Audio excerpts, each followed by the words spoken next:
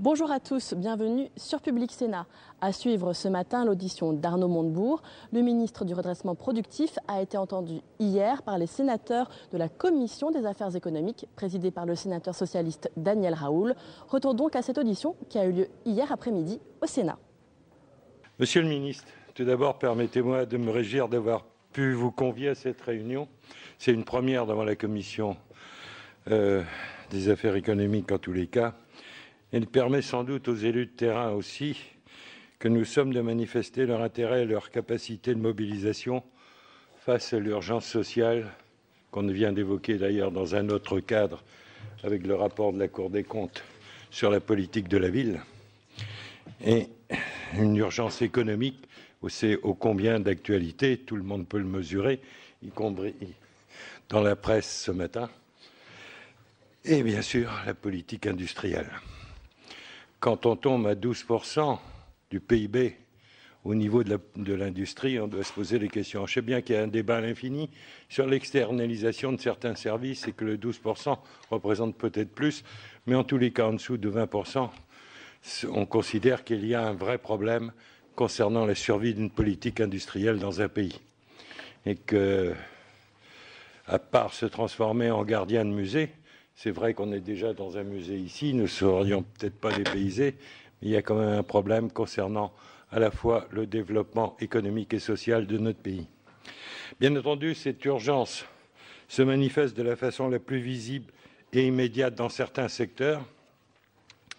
Monsieur le ministre, comme vous l'avez indiqué le 13 juillet dernier au Sénat, la nation tout entière devra se rassembler autour de son industrie, en particulier automobile, qui est le sujet d'actualité le plus prégnant. Mais il y en a d'autres que j'évoquerai tout à l'heure.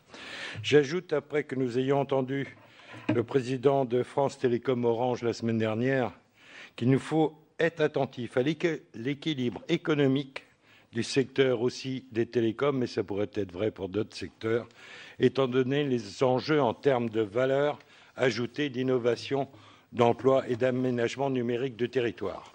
Autrement dit, jusqu'à où on doit mettre le curseur entre le pouvoir du consommateur ou le pouvoir d'achat du consommateur et les effets collatéraux sur les emplois.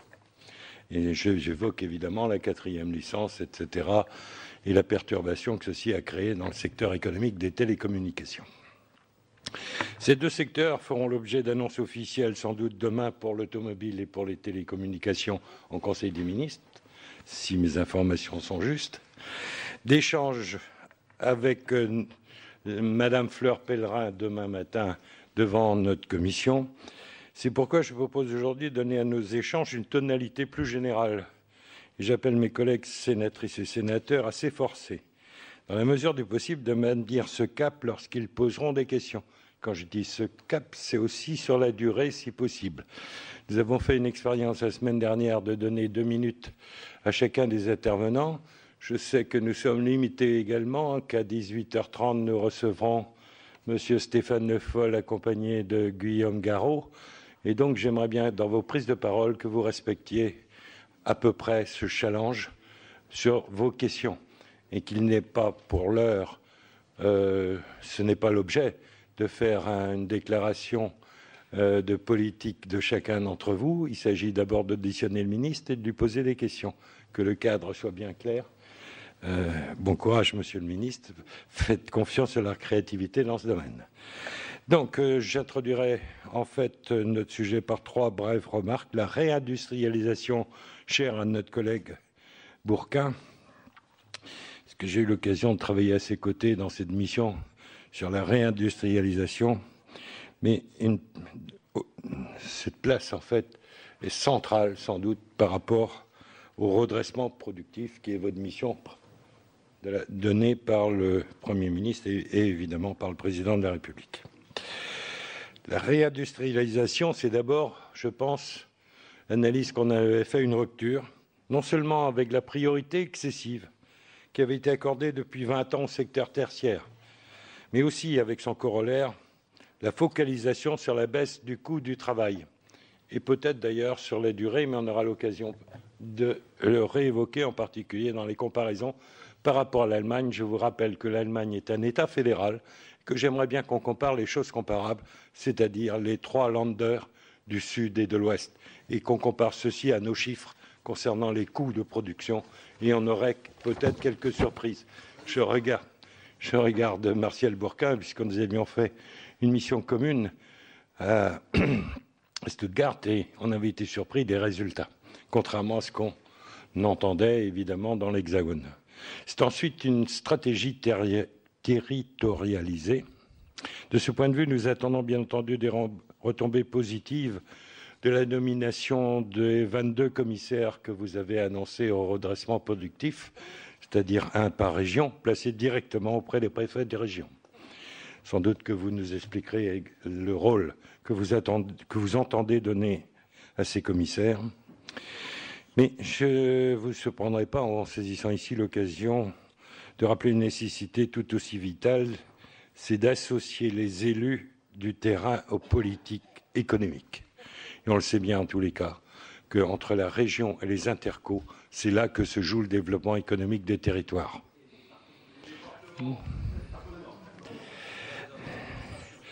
Nous en reparlerons dans l'acte 3 de la décentralisation. Non, mais j'entends bien les PCG.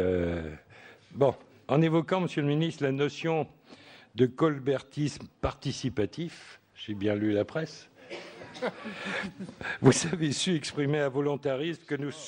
oui, presque, oui, c'est vrai. En tous les cas, exprimer un volontarisme que nous soutenons dans son principe. En même temps, comment pourrions-nous ne pas rappeler la valeur irremplaçable de la contribution des élus locaux au développement économique, quelle que soit leur collectivité, ça vous ira mieux, mes chers collègues, et tout spécialement au Sénat, qui est censé les représenter.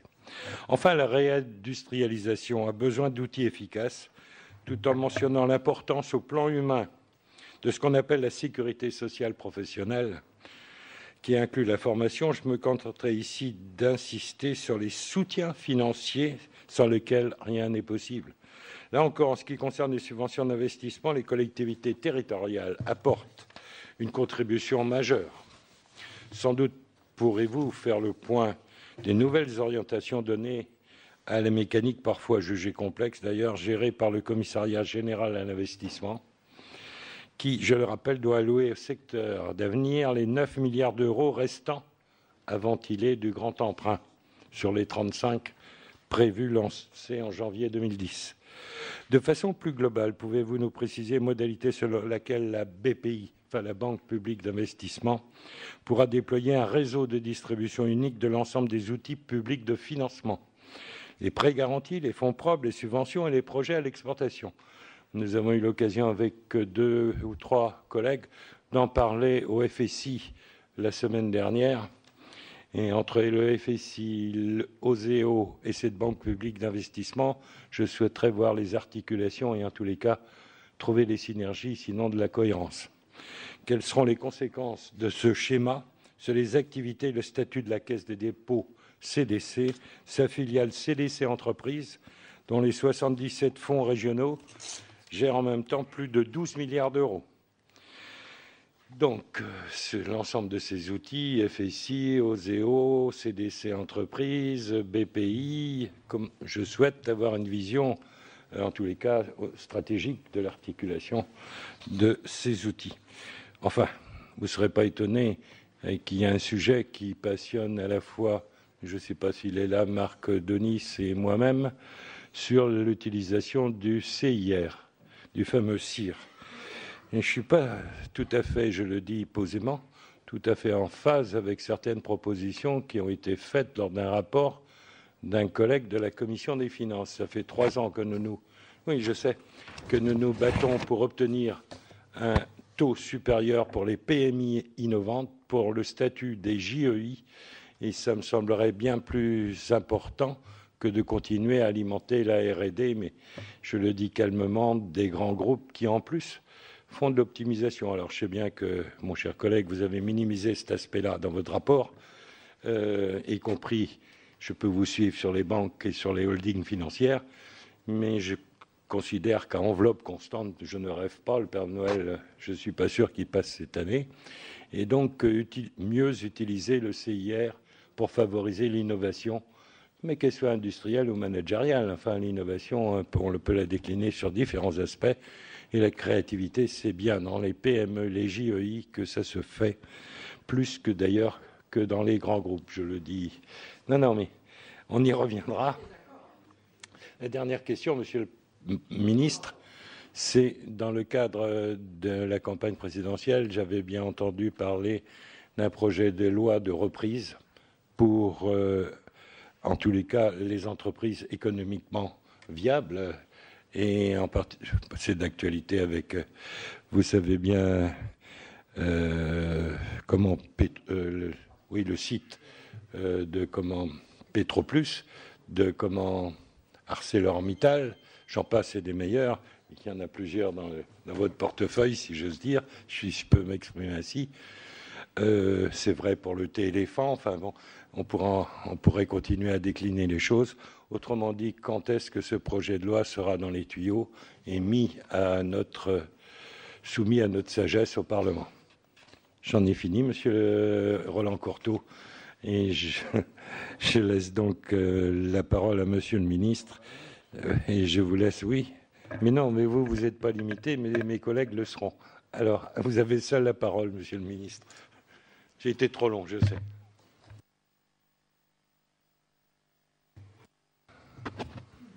Bien, Monsieur le Président, merci, Mesdames et Messieurs les sénateurs, merci de votre invitation à débattre.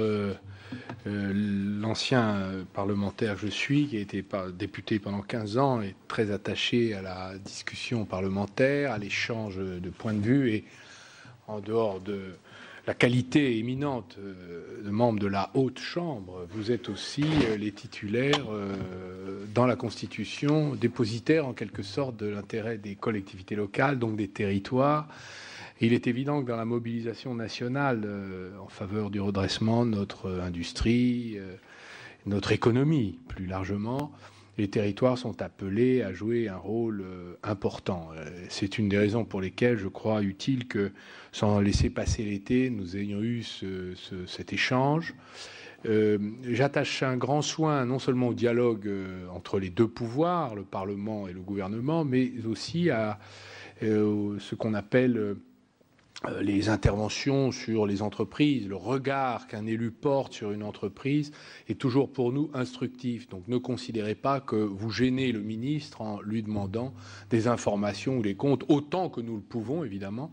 Nous avons besoin de votre connaissance du terrain, de la même manière que les fonctionnaires, et au premier rang les préfets, les commissaires que nous avons nommés qui sont chargés, je vous le dirai tout à l'heure, de faire face quand même à l'affectation de la chaîne économique dans toutes ses composantes, sont à la disposition des élus pour tâcher de mobiliser tout le monde sur les territoires au service des sauvetages dès lors que nous pouvons le faire.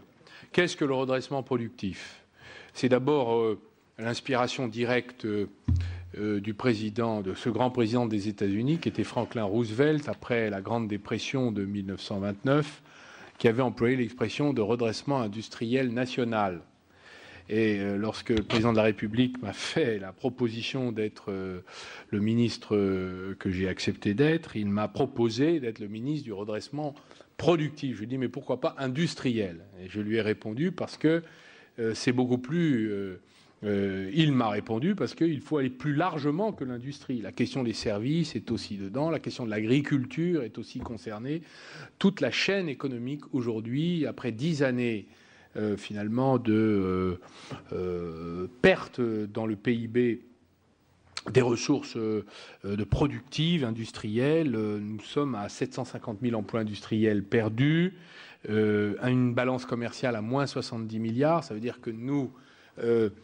importons de plus en plus ce que nous consommons et produisons de moins en moins nous-mêmes ce dont nous avons besoin. Donc c'est le signe quand même d'une maladie de notre économie.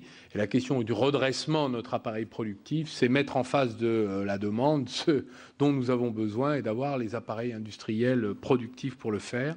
Évidemment, dans un univers ouvert, où la question de la compétition, notre place dans la mondialisation, notre stratégie par rapport à la mondialisation est évidemment posée.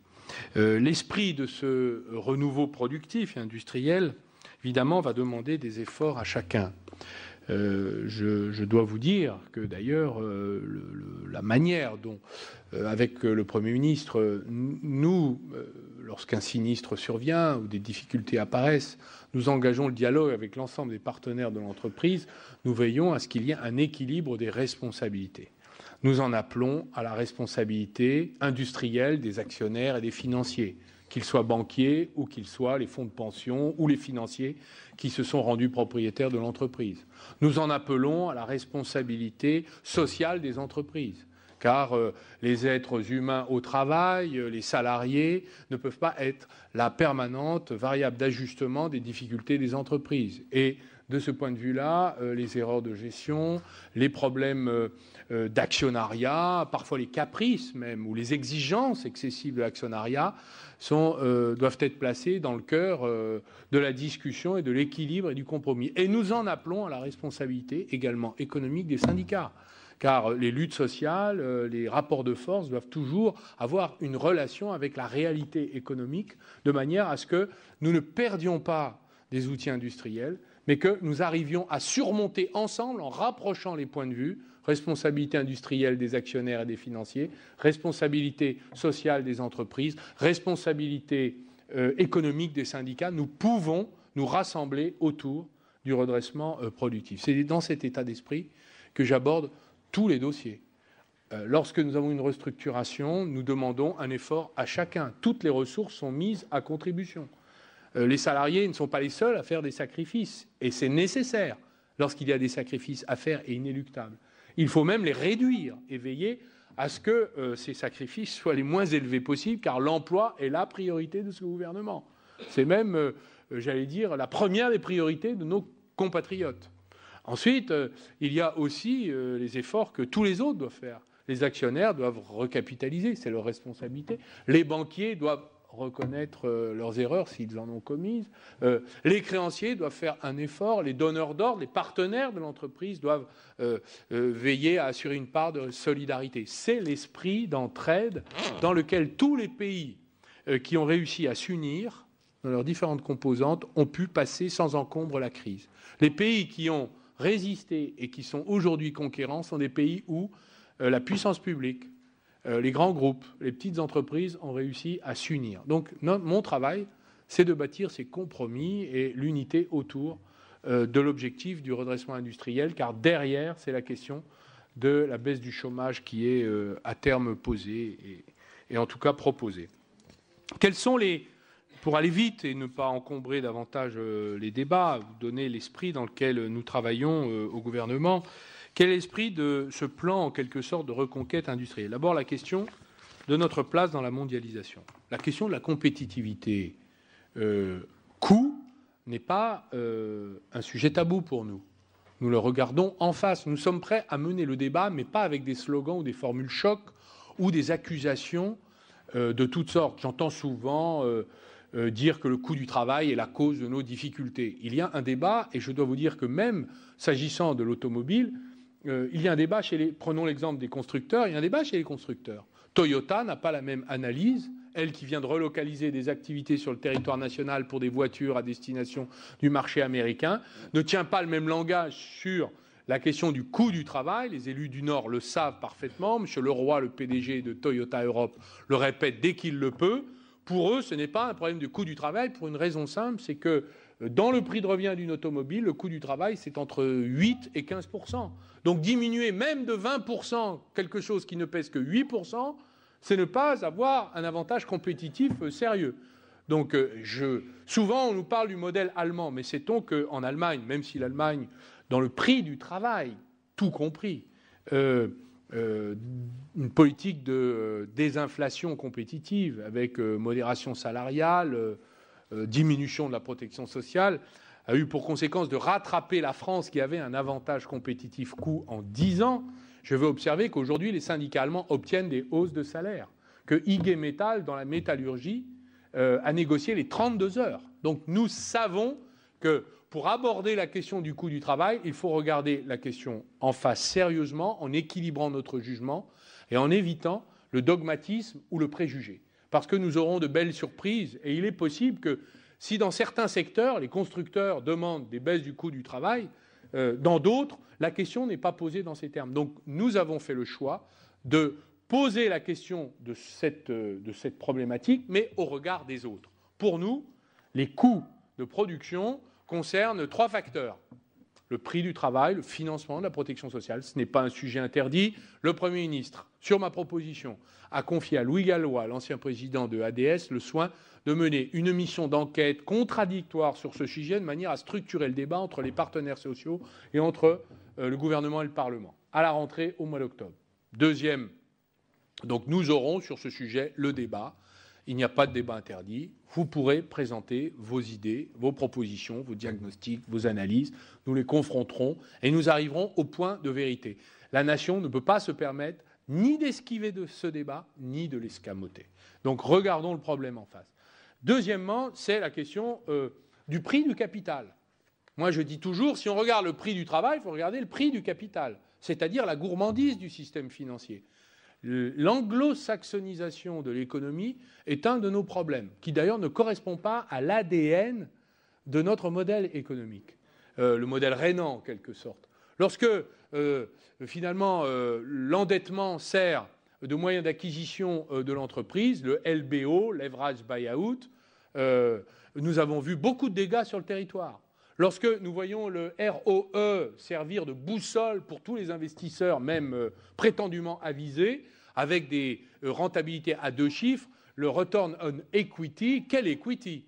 Car nous avons vu des entreprises fermer parce qu'elles n'avaient pas de rentabilité à 2 chiffres sur les investissements. Mais pourtant, l'affaire était rentable, d'où la question posée par les Français. Nous sommes rentables, mais nous voyons des outils industriels disparaître car les intérêts financiers ont pris le pouvoir dans l'entreprise. Notre préoccupation est aussi de s'intéresser à ce qu'appelait ce grand prix Nobel, Joseph Stiglitz, la cupidité de la finance. Les excès de gourmandise détruisent les outils industriels. Donc il faut poser les problèmes dans tous les sens et chercher des outils de modération. La modération, c'est l'esprit du ministère du redressement productif. Troisième facteur, c'est l'énergie et son prix. Ce n'est pas une petite affaire, car c'est devenu un poids de plus en plus important dans la composition de la combinaison productive. Le prix de l'énergie est un outil de la compétitivité, du socle industriel, de la base industrielle France. Veillons à la préserver dans ce qu'elle a d'acquis et veillons à imaginer des pistes futures. Là aussi, le gouvernement mènera, dans le débat sur l'énergie que mènera ma collègue et amie Delphine Batho, le débat dans toutes ses acceptions, dans toutes ses possibilités, sans aucun tabou. Regardons les problèmes, affrontons les questions. Le prix des énergies renouvelables, c'est pour nous un investissement majeur dans lequel nous avons des filières industrielles fondamentales que nous devons développer et des futures filières dans lesquelles nous espérons que la France sera leader dans les années à venir. Mais nous avons aussi d'autres sources d'énergie dont le prix est compétitif que nous devons préserver. Cet équilibre-là fait partie de notre intelligence collective. Veillons à mener le débat de manière à ce que les décisions finales soient les plus intelligentes. Deuxième élément, dans ce plan de reconquête industrielle, c'est la question du financement. Monsieur le Président, vous avez posé la question de la Banque publique d'investissement. Pourquoi imaginons-nous un outil public ? C'est un outil, aujourd'hui, qui pourrait paraître superflu si le secteur bancaire privé faisait son travail et finançait correctement l'économie réelle, n'était pas préoccupé par des rentabilités à court terme, mais des rentabilités à long terme que réclame l'accompagnement du développement d'une économie qui se construit sur le long terme. La patience est l'arme des investisseurs, mais l'impatience est l'attribut du système financier. Cette contradiction, nous voulons la résoudre en créant les conditions d'une mobilisation de notre épargne dont le poids, l'importance est un des atouts dans la mondialisation. Nous disposons d'un des meilleurs taux d'épargne au monde. Nous n'en faisons d'ailleurs pas spécialement un attribut ou un outil national. Nous laissons finalement l'assurance vie qui accumule entre 1 300 et 1 500 milliards d'encours selon les calculs, de l'épargne défiscalisée, avec le soutien de l'État, mais où va s'allouer cette épargne? Quel investissement finance-t-elle? Est-ce que nous pourrions en débattre et poser ce problème?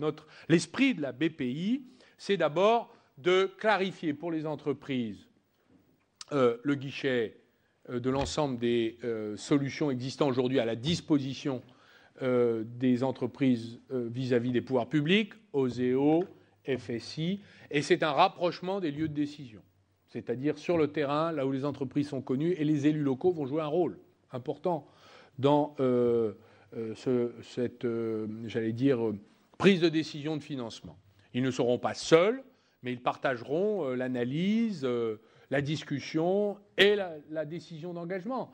Donc pour nous, c'est une banque qui se rapproche du modèle des banques mutualistes, des Länder allemands, où là, la décision est totalement décentralisée, puisqu'il y a un système de drainage de l'épargne locale. Notre projet est de conserver une cohérence nationale, mais d'augmenter les possibilités d'engagement sur le territoire. On ne ira plus plaider son dossier FSI à Paris en essayant d'expliquer des choses que n'importe quel intervenant est capable de connaître dès lors qu'il est sur le terrain. Et c'est un ancien président du Conseil général qui vous le dit, un conseiller général d'un canton de 2000 âmes qui vous le dit.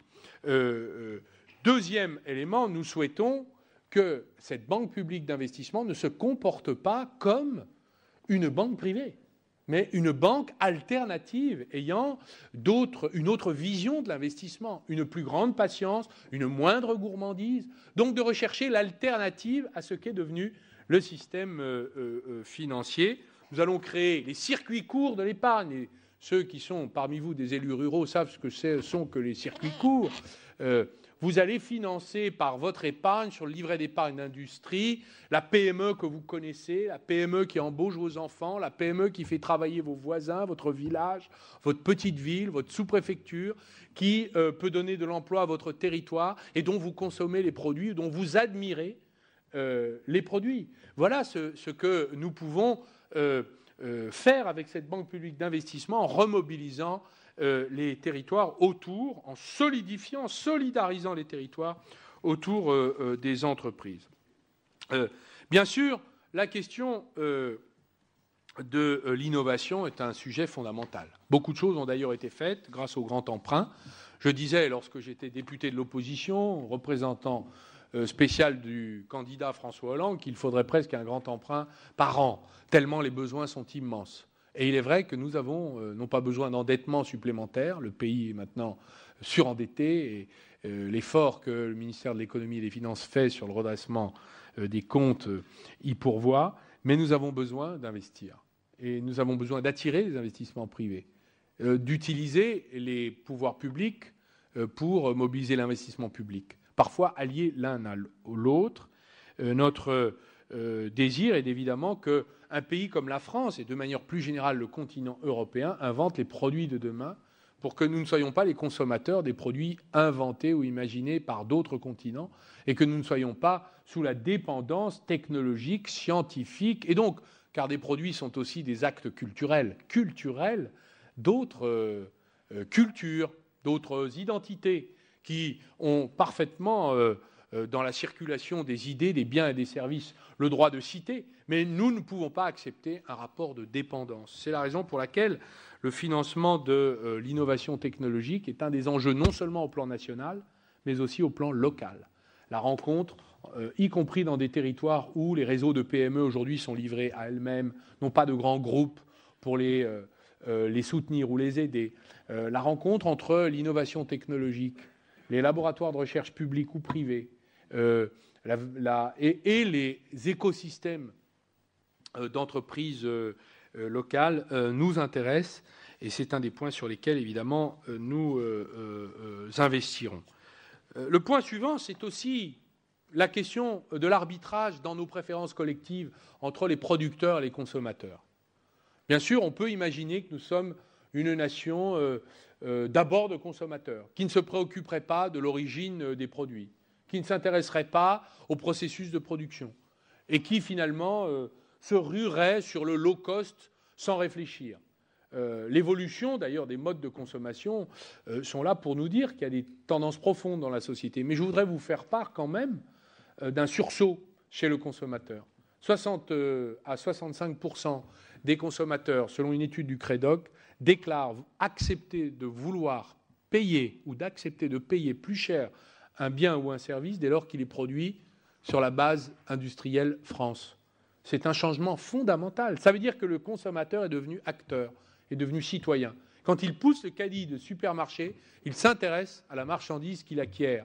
Le pouvoir d'achat est un objectif politique, mais le pouvoir d'achat au prix de la destruction de nos outils de travail, de nos entreprises, de nos emplois, devient suicidaire. Donc nous devons trouver le point de réconciliation entre le consommateur et le producteur. C'est le travail que nous faisons avec Fleur Pellerin sur la téléphonie mobile. Nous ne souhaitons pas reprendre aux consommateurs ce qu'ils ont obtenu et acquis. Mais nous regardons la carte du monde. Il y a aux États-Unis 2 grands opérateurs téléphoniques et 2 petits pour un continent. En Chine, il y a 2 opérateurs téléphoniques pour presque 1 milliard de futurs consommateurs de téléphonie. En Europe, pour 300-400 millions d'habitants, il y en a 140. Donc la balkanisation, la concurrence libre et non faussée, presque sauvage, aboutit et aboutira à la perte de souveraineté dans le numérique pour les Européens. Nous allons être les consommateurs. Nous allons même donner, comme nous le faisons dans Facebook et Google, nos données personnelles. Et nous les donnons en objet commercial pour d'autres puissances. Notre souveraineté numérique, elle passe aussi par la défense du producteur. Nous ne pouvons pas être que des consommateurs amoureux du court terme et regardons le bilan, d'ailleurs, et faisons le bilan de ces années low cost. Le low cost, ce sont les délocalisations dans l'automobile. Le low cost dans le transport aérien, ce sont les difficultés d'Air France. Le low cost dans la téléphonie mobile, ce sont les plans sociaux. Il fallait l'imaginer quand même. Chez SFR, qui a réalisé des milliards de marge, et chez Bouygues, qui a eu une tradition de rentabilité exceptionnelle. Donc notre soin est évidemment, dans les arbitrages politiques que nous ferons, d'associer le Parlement à la discussion publique sur où faisons-nous passer l'équilibre. Voilà. Alors, évidemment, la discussion, elle sera multipartite. Nous discuterons avec les syndicats, parce qu'il y a des syndicats dans ces entreprises qui défendent des gens qui vont se retrouver au chômage. Et il y a ceux qui sont visibles dans les plans sociaux, puis ceux qui sont invisibles, les sous-traitants, comme dans l'automobile. Nous voulons discuter avec eux. Nous allons discuter avec les opérateurs qui, eux, cherchent à rétablir leurs marges et leurs dividendes. Nous allons leur demander quelques efforts de recapitalisation, par exemple. Et puis, il y a les associations de consommateurs qui disent « Vous nous retirez des acquis de quel droit et pourquoi faire ?» Les questions sont légitimes. C'est cet équilibre politique que nous allons rechercher avec la nation tout entière, en associant la population et donc vous-même. Enfin, un dernier point, je ne veux pas être trop long, Monsieur le Président, c'est la question européenne et de la réorientation de l'Union. L'Union européenne fait l'objet aujourd'hui d'une prise de conscience de la part des principaux dirigeants, et nous pouvons rendre cet hommage au président François Hollande d'avoir ouvert le débat de la croissance, de l'avoir installé au cœur de l'agenda économique européen en pleine crise de la zone euro. La réorientation de l'Union européenne, c'est la préférence pour la croissance plutôt que l'austérité. Et que si des décisions de remise en ordre des comptes publics doivent être prises, il vaut mieux qu'elles soient compensées par des décisions de mobilisation de ressources européennes pour favoriser la croissance. D'ailleurs, c'est la stratégie de notre gouvernement que de toujours éviter l'aggravation des problèmes en croyant les améliorer, car il n'y a rien de pire que la saignée de Molière qui tue le malade en croyant le soigner. C'est notre préoccupation. Eh bien, en matière de politique de la concurrence, comme en matière de politique commerciale extérieure, notre soin est aussi la réorientation de l'Union européenne. Le bloc juridico-politique qui organise la concurrence permanente entre les Européens, interdisant la naissance de champions européens ou nationaux. Deuxièmement, favorisant toujours le consommateur au détriment du producteur, conduit finalement les autres puissances économiques à venir faire leur shopping en Europe pour ramasser les brevets, les technologies, les outils de travail et faire disparaître, évidemment, les emplois au détriment des territoires. Je ne dis pas que c'est là l'attitude dominante ou permanente, mais c'est quand même aujourd'hui le risque auquel nous exposions en fragilisant notre tissu économique et industriel. Et il en va de même s'agissant de la politique commerciale. Ce que demande la France, et vous l'observerez bientôt dans un certain nombre de dossiers qui vont se présenter à nous, c'est la réciprocité. Ce que tout pays fait concurrent dans le monde en agissant de façon protectionniste, en manipulant sa monnaie, en aidant les entreprises, en mobilisant des ressources pour déformer finalement les conditions de la concurrence, en vendant à perte, ce qu'on appelle le dumping social ou environnemental. Ce que l'Europe subit, elle doit pouvoir s'en défendre. C'est la politique de réciprocité. La concurrence mondiale déloyale doit être combattue et nous l'assumons de façon tout à fait forte. Et j'ai déjà pris un certain nombre d'initiatives dans le domaine du Conseil de la compétitivité et avec l'aide d'un certain nombre de ministres de l'Industrie de l'Union européenne, souhaite placer au cœur des discussions européennes à venir la question de la réciprocité dans nos politiques commerciales et de l'évolution de la politique de la concurrence. Nous demandons, nous revendiquons le droit vis-à-vis de nos concurrents mondiaux déloyaux, qui eux n'ont pas Bruxelles pour les corriger, que l'Europe se consacre davantage à défendre les Européens plutôt que les accabler. Voilà l'esprit de ce ministère, Monsieur le Président. Je répondrai maintenant volontiers aux questions de Mesdames et Messieurs les sénateurs. Bien, la parole est à Monsieur Bourquin, exceptionnellement pour 5 minutes. Oui, Monsieur le ministre. Au titre de président du groupe Industrie. Merci de votre exposé. Ne pensez-vous pas, pour aller à des questions assez claires, que le modèle industriel passé est dépassé? C'est-à-dire, depuis la libération, la politique du gouvernement a consisté à aider les 40 grands groupes et à tout baser la politique industrielle sur les grands groupes du CAC 40. On sent qu'aujourd'hui, on a besoin d'autre chose, des politiques de filière, faire en sorte que les petites et moyennes entreprises grandissent, deviennent de taille intermédiaire, et on sent bien que les liens qui existent entre ces grands groupes et les sous-traitants est un problème crucial qui, justement, génère de la désindustrialisation. C'est ma première question. La seconde, lorsqu'il y a des aides publiques très importantes, et je pense notamment à l'automobile, 10 à 11 milliards d'euros, avec l'ensemble, taxes professionnelles, bonus-malus, prime à la casse. Est-ce qu'il ne doit pas y avoir des contreparties solides, tangibles, avec l'obligation de réindustrialiser le territoire? Des politiques concertées, avec un État régulateur, dont on sait très bien qu'il y a l'indépendance de ces grands groupes. Et pourquoi n'y a-t-il pas plus de coopération entre nos deux grands groupes français, Peugeot et Renault? Je ne me suis jamais expliqué cette question. Pourquoi n'y a-t-il pas une plus grande coopération entre ces deux grands groupes? Dernière question. Il y a un grave problème industriel qui se profile. Nous allons ramener notre mix énergétique à 50% de nucléaire. Les énergies alternatives vont monter en puissance, comme jamais elles n'ont monté. Pour l'instant, ce sont les Chinois, les Allemands et un peu les Japonais qui ont la maîtrise industrielle de ces énergies alternatives. Vous achetez une chaudière à condensation, elle est assurément allemande. Vous achetez des panneaux photovoltaïques, soit chinois, soit allemands. Nous avons peu, et est-ce qu'il n'y a pas là un volontarisme, et je connais votre volontarisme politique, à mettre en place pour que nous préparions ce futur mix énergétique et nous créons les emplois dont nous avons besoin? Je prends un exemple, un seul exemple.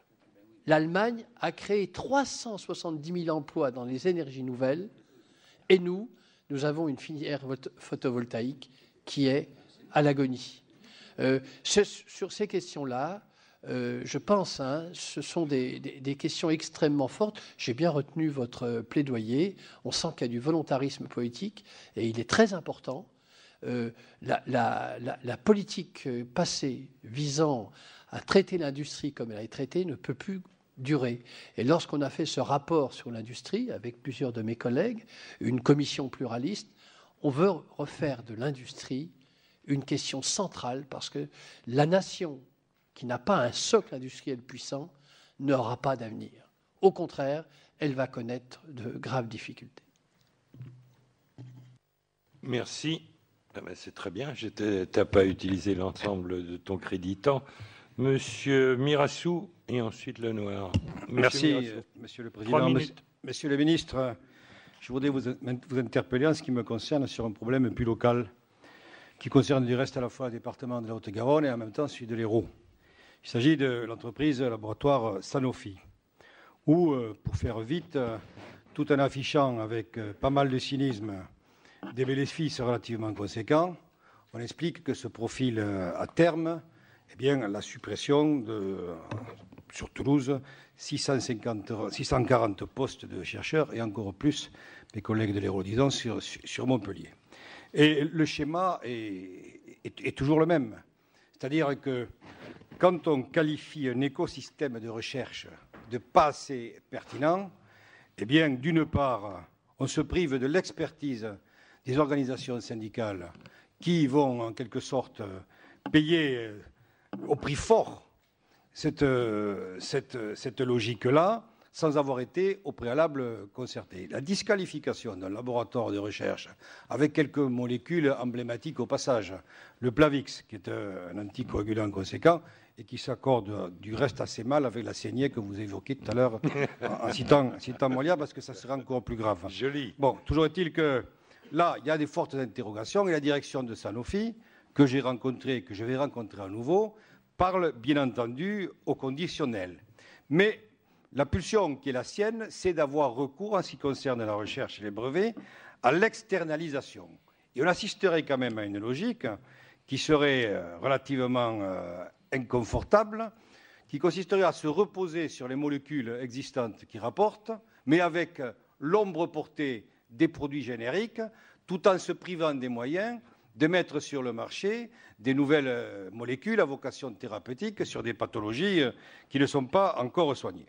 Et la question pratique que je vous pose, c'est que est-ce que vous allez interférer, je sais que vous le faites dans ce débat, pour que le dialogue social reprenne, à la fois sur le plan des orientations stratégiques de Sanofi, mais également sur le plan des annonces et éventuellement des décisions à court ou à moyen terme, et en même temps voir ce qu'il est possible de faire dans ce secteur d'activité où Sanofi prétend économiser 2 milliards en coûts jusqu'à 2015, mais à force, il arrivera un moment où les laboratoires pharmaceutiques, au niveau de la recherche, seront en panne. Et ce n'est pas le moindre des mots, s'agissant de ce que vous avez évoqué, la perspective d'un redressement productif. Un laboratoire qui ne produit plus de recherche, par définition, il est hors jeu par rapport au redressement productif que vous appelez et que nous appelons de nos voeux. Merci, Monsieur Mirassou. La parole à Monsieur Lenoir.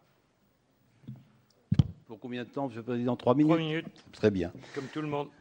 Merci, Monsieur le Président. Monsieur le Ministre, vous avez évoqué 3 thèmes, dont un thème qui est d'actualité dans notre Haute Assemblée, qui est celui de l'énergie de l'actualité, puisque la semaine dernière, la commission d'enquête sur le coût de l'électricité a été amenée à rendre son rapport. Alors, vous soulignez avec raison que l'énergie est un des piliers de notre développement et de notre redressement productif. Cela dit, la commission d'enquête a mis en évidence que le coût de l'électricité, en particulier, va fortement augmenter, diminuant à terme l'avantage compétitif que nous tirons notamment du nucléaire. Alors, j'aimerais connaître vos réflexions par rapport à ces indications qui sont celles du Sénat, mais peut-être en avez-vous d'autres, en développant également la conséquence de tout cela sur l'industrie nucléaire.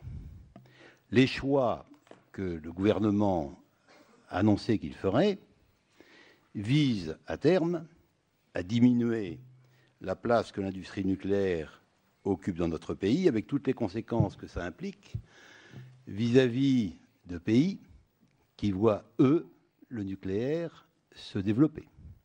il y a des parts de marché importantes à conserver, je pense notamment à la Chine, mais également au Brésil, à l'Indonésie, voire à conquérir. Quelle est la place que l'industrie nucléaire peut avoir à cet égard? Mais j'ajouterais qu'il y a deux thèmes, je suis toujours dans les 3 minutes, Monsieur le Président, je crois. Il y a deux thèmes qu'il faut rajouter, Monsieur le Ministre. D'abord, innovation-recherche. La différence avec l'Allemagne, je crois, met en évidence que nous avons, je ne dis pas un retard, mais un décalage en France par rapport à toutes les politiques qui sont menées en Allemagne pour avoir des produits nouveaux qui s'appuient sur une recherche puissante. Et l'autre thème que je souhaiterais vous voir développer, même si ce n'est pas votre domaine de compétence, il a été dévolu à notre ancienne collègue qui a connu une promotion, je pense à Madame Brix, c'est l'exportation. La France est réputée pour moins bien vendre que certains de nos partenaires, notamment l'Allemagne. Merci. Merci. La parole est à Roland Courteau. Oui, Monsieur le Président, Monsieur le Ministre, je souhaitais évoquer les questions énergétiques et notamment la nécessité d'une filière industrielle dans les énergies renouvelables, mais cela a été traité par Martial Bourquin. Puis je souhaitais évoquer le coût de l'énergie, mais cela vient d'être traité par notre collègue Monsieur Lenoir. Donc, que me reste-t-il à dire? Simplement, Monsieur le Ministre, je le dis tout net, j'ai apprécié vos réactions dans le sulfureux cas de Peugeot. Je crois qu'il y a des vérités qui doivent être dites. Vous les avez dites et moi, je m'en félicite. Car la question Peugeot a bien été mise sous le tapis pendant les mois avant la présidentielle. Ce n'est pas le seul cas, hélas. Il y a bien les Peugeot, il y a Air France, il y a Sanofi, il y a Doux, il y a Pilpa à Carcassonne. Alors, il y a des comportements effectivement à redresser. Par exemple, l'entreprise Pilpa à Carcassonne. Vous avez dit tout à l'heure, les excès de gourmandise du capital détruisent les entreprises. C'est très juste, Monsieur le Ministre. Pilpa, à Carcassonne, a été vendu récemment à une filiale américaine du groupe RER Ice Cream. Les Américains ont acheté cette entreprise pour s'emparer des brevets, pour s'emparer des licences, d'abord, puis du savoir-faire, puis du portefeuille client. Ils ont ensuite supprimé l'activité recherche et développement en fermant le laboratoire.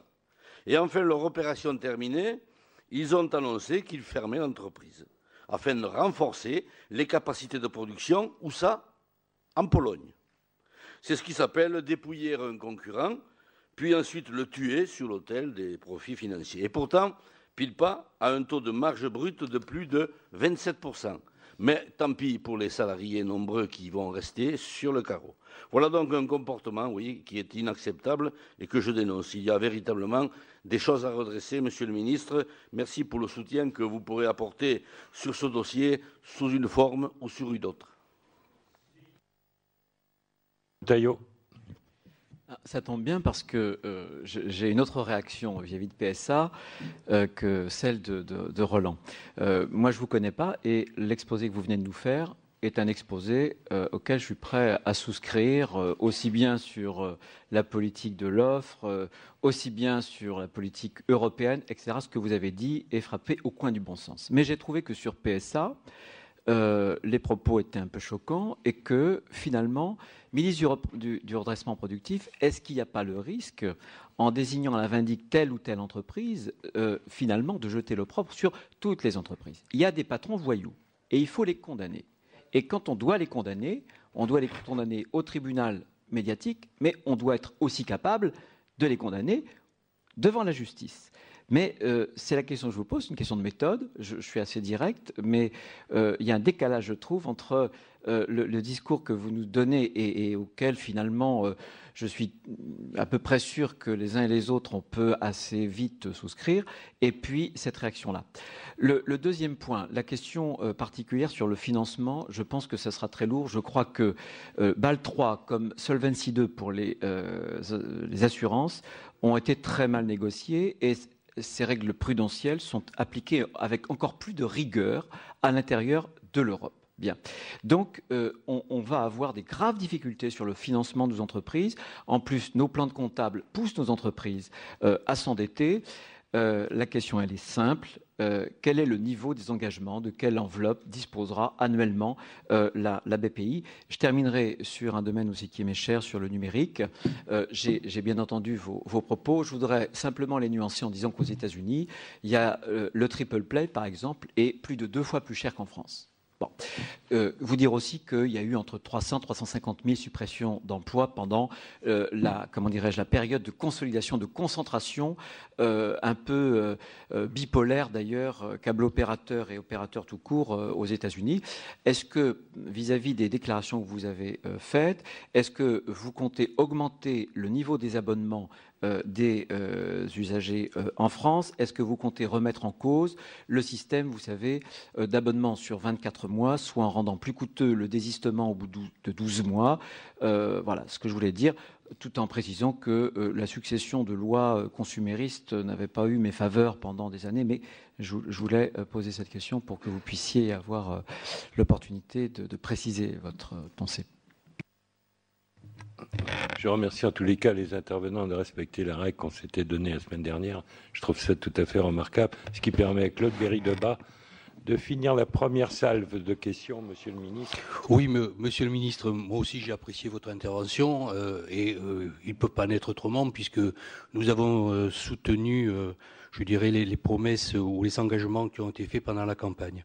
Et je voudrais revenir également sur un problème plutôt local, en sachant que j'ai interpellé, j'ai même combattu l'ancien gouvernement et le ministre antérieur de l'Industrie sur un problème qui se passait en Bergeracois autour de la Société nationale des poudres et des explosifs. Cette société a été privatisée et le site de Bergerac a été vendu à la découpe.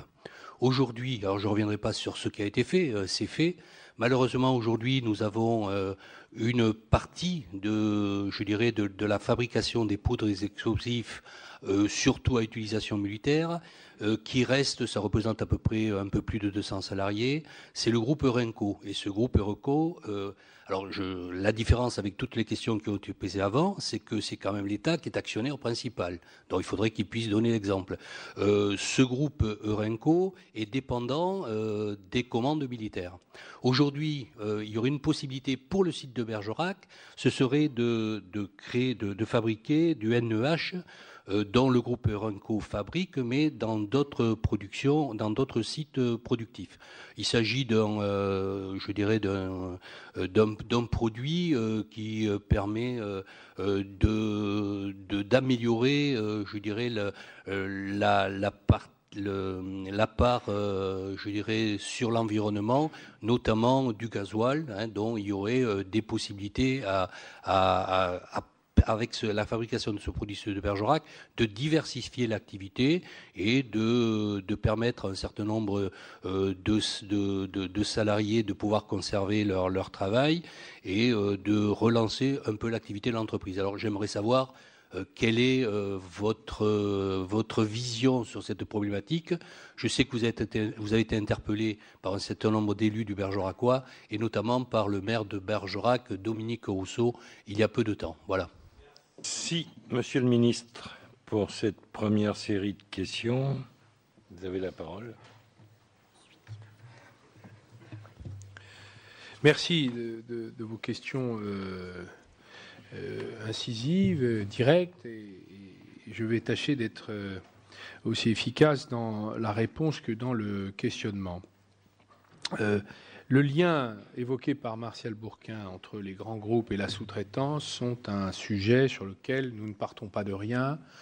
Un médiateur de la sous-traitance a quand même fait un gros travail. Je l'ai remercié publiquement, M. Jean-Claude Vollot, car il a, à lui tout seul, créé, je le dis avec, presque un humour sérieux, une agence de notation à lui tout seul des donneurs d'ordre.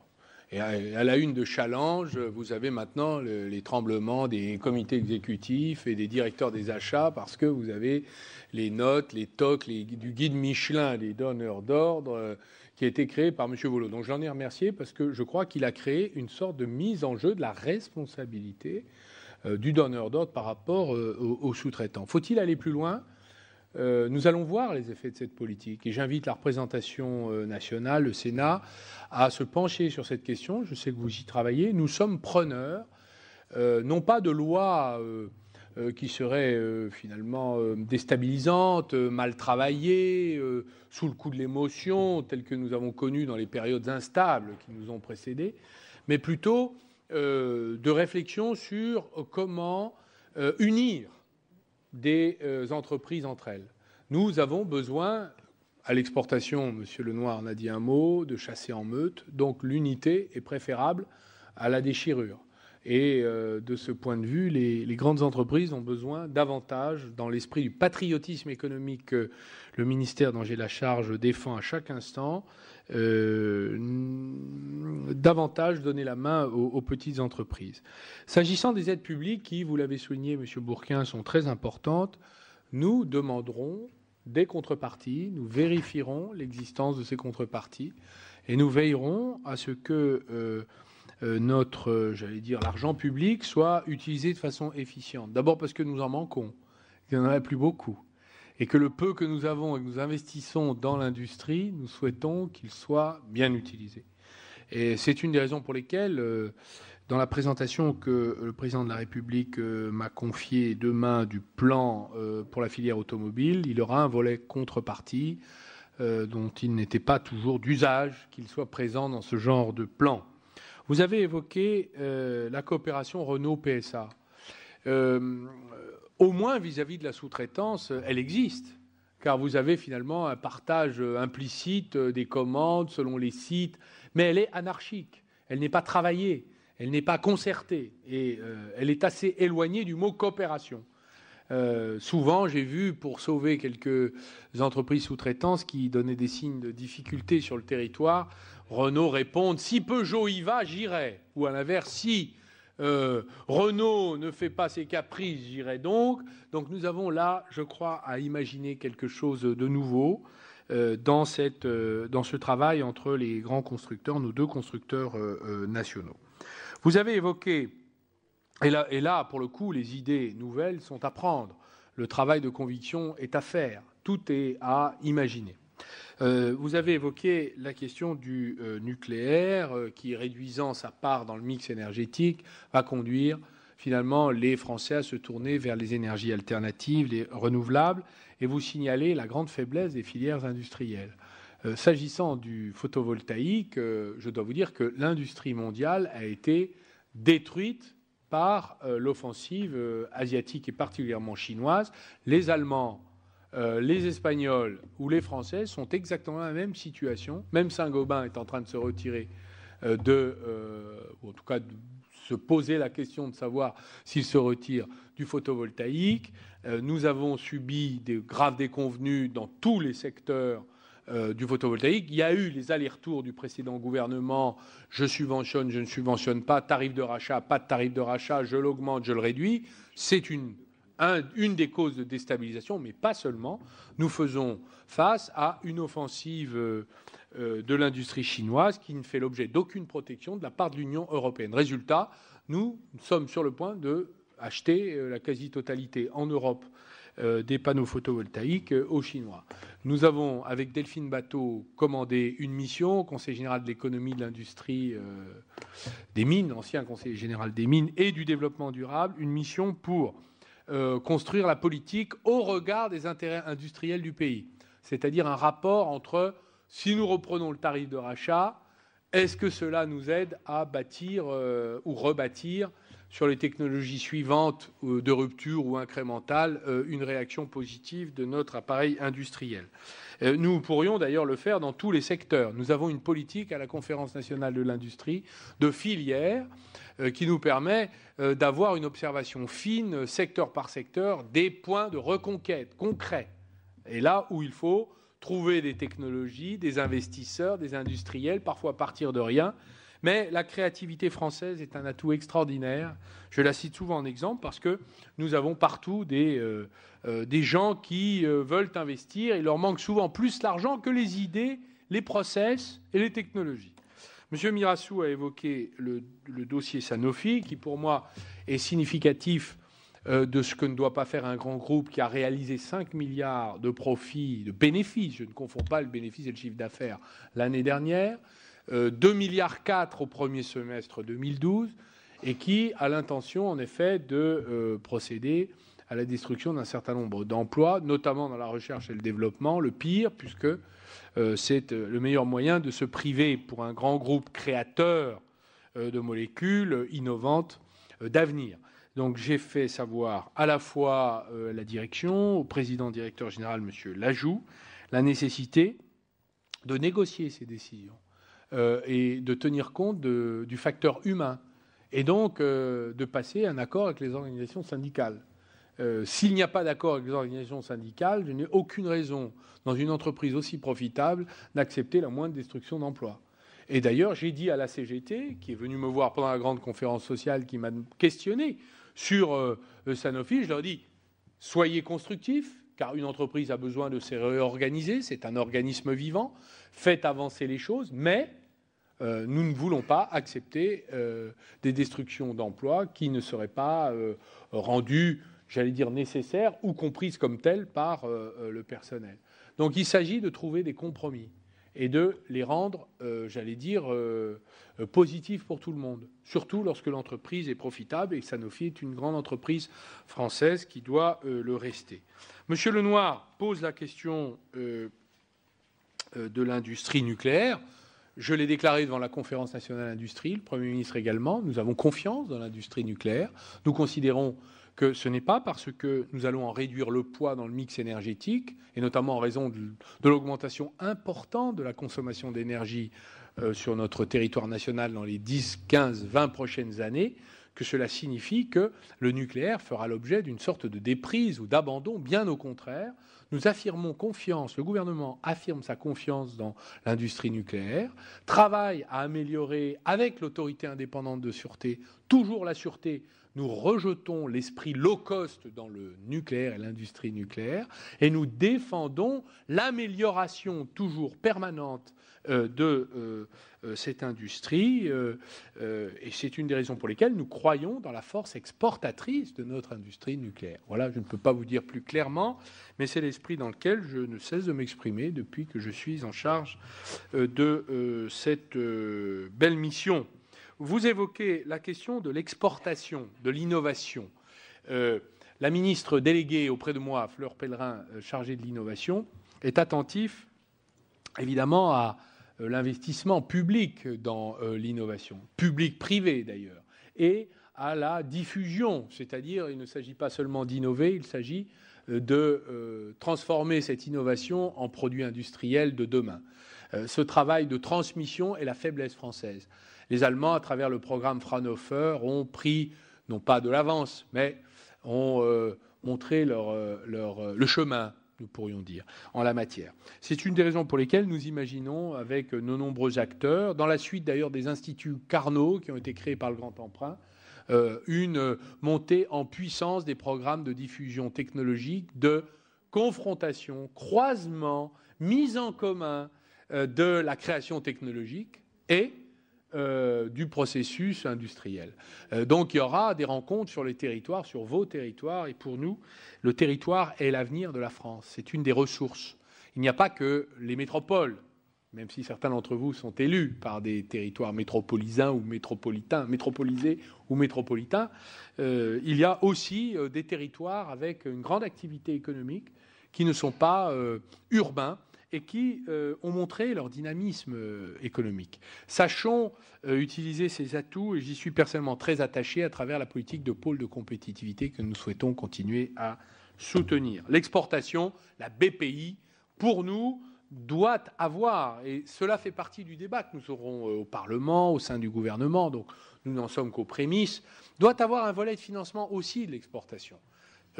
Fonds propres, innovation, OSEO, donc fonds propres, haut de bilan, FSI, innovation, l'ancienne ANVAR qui est dans OSEO, besoin en fonds de roulement, OSEO, c'est-à-dire finalement tout ce que ferait une banque privée et un fonds d'investissement dans un seul guichet unique qui changera la vie des entreprises, puis peut-être également exportation.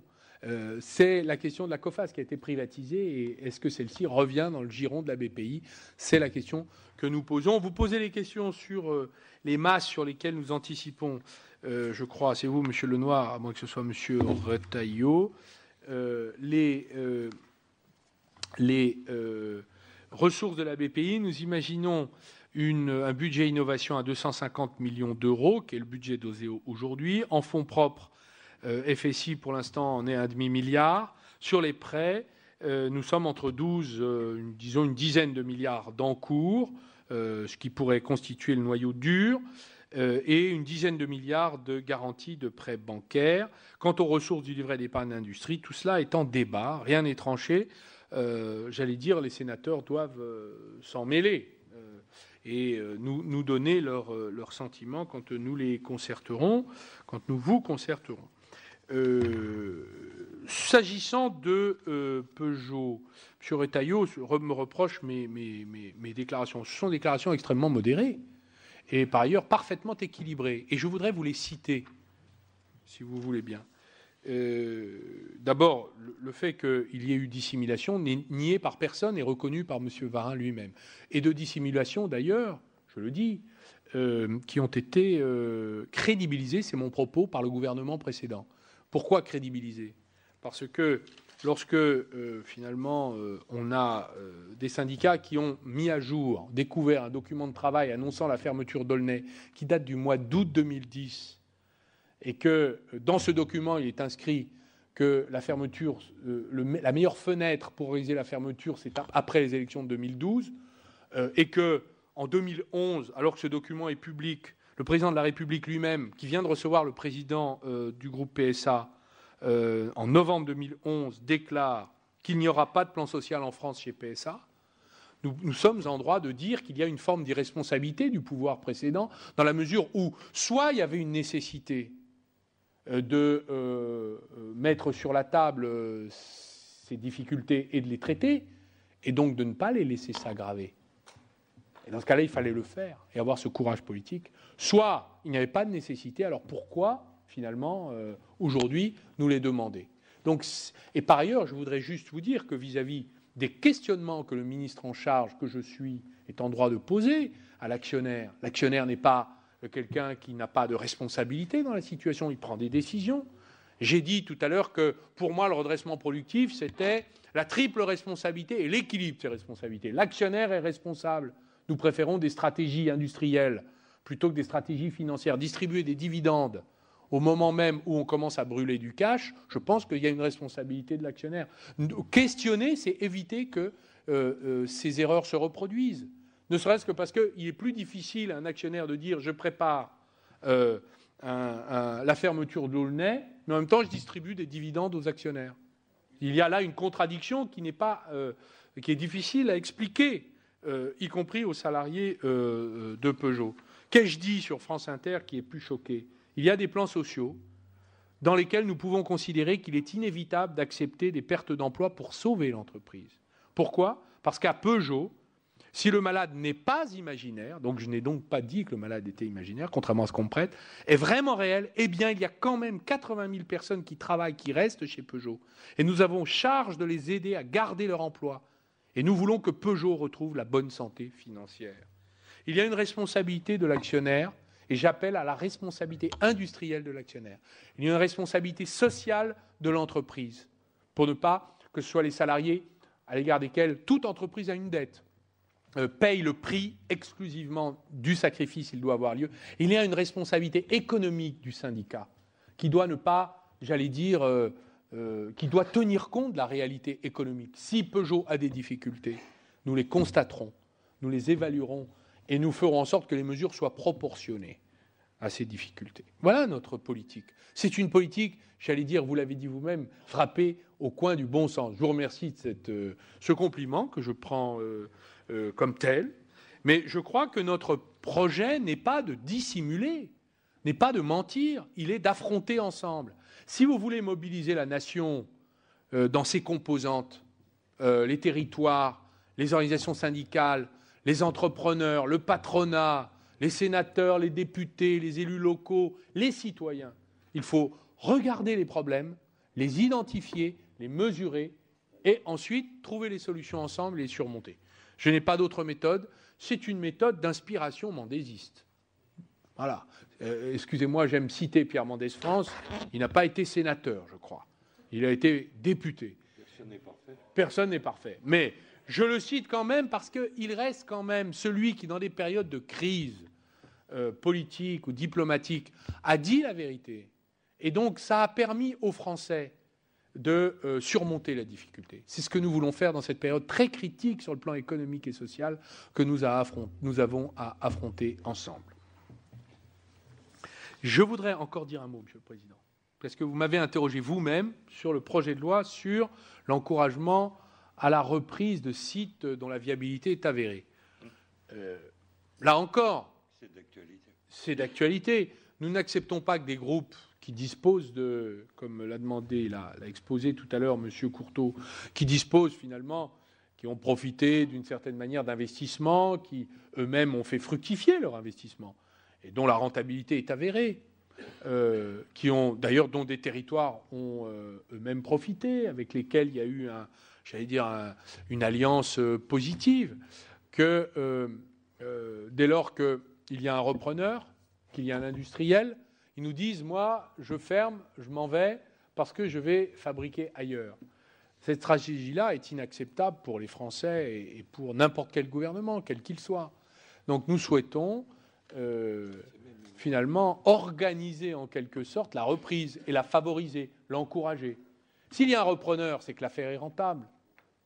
D'ailleurs, je ne connais pas de repreneur qui n'ait pas fait les diligences permettant, les dues diligences permettant de vérifier que son investissement serait pertinent ou inconsidéré. Donc c'est bien la raison pour laquelle, dès lors qu'il y a un repreneur, c'est donc que le choix de délocaliser l'activité ou de la stériliser n'est pas acceptable. Voilà comment la République va se réarmer. Elle a besoin de se réarmer face au tout libéral, au laisser-faire. Dans l'affaire Pipa, monsieur le sénateur, j'ai bien l'intention d'imaginer des solutions qui éviteraient que finalement le site disparaisse. Il faut que le site se maintienne. Donc nous allons mettre tout en œuvre, ce qui est dans nos possibilités, pour que vous ayez des réponses à vos inquiétudes dans une région qui a besoin d'industrie. Merci. La seule question, c'était de savoir dans quel calendrier ça allait s'inscrire, parce qu'il me semble qu'il y a une urgence concernant ce genre de reprise d'entreprise viable. Il nous reste 8 demandes de parole. Je sais, Monsieur le ministre, vous devez nous quitter à 18h15. Et donc, je vous demande, mes chers collègues, de rétrécir à 2 minutes vos interventions. Madame Assensi, ça tombe mal.